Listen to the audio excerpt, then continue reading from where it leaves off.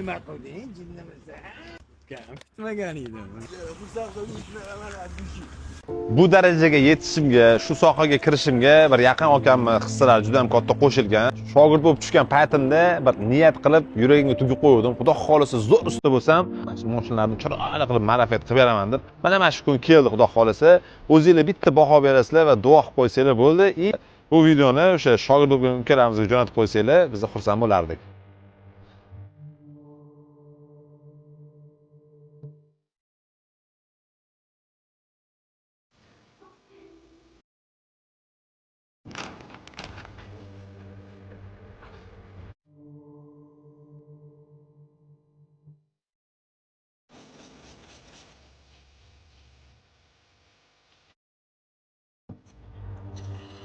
Xudo xolisa mashinalar tayyor bo'ldi. Faqatgina zavod bo'lmayapti, ko'rib bergin deb olib keluvdilar. Surpriz qildik.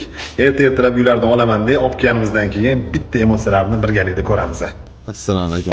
Aka, yaxshimisiz? Kutmagan edim. Aka, bir tilga tugib qo'ydim-da.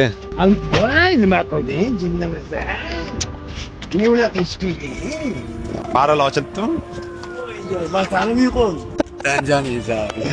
Mana ketib. Ha, nima qilshangiz buni? Ya, aka bo'ldi. O'tirib zavod qiling. Motorlardan bir sidra yuvib, Voy, bele. Qo'rqib, uni almashtirib yubordingmi? antrezgacha yangi quyib oldi aka. Karel kompaniyasi borda. Mahsulot yetkazib beradi. Hadiyaga starter berdi, antrez berdi, antrez bachov berdi. Bog' qo'ysiz bo'ldi aka. Onamlarga duo qilib turaman. Hech kimdan kam qilmasin Alloh. Shunaqa zo'r bo'lib qolaman. Xursand qilib mana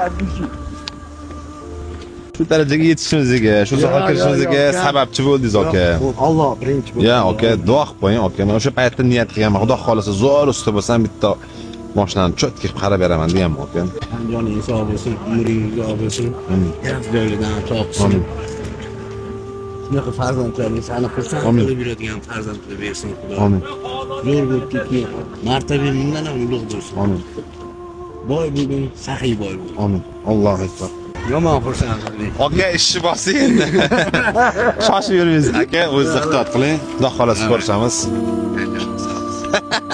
Aka.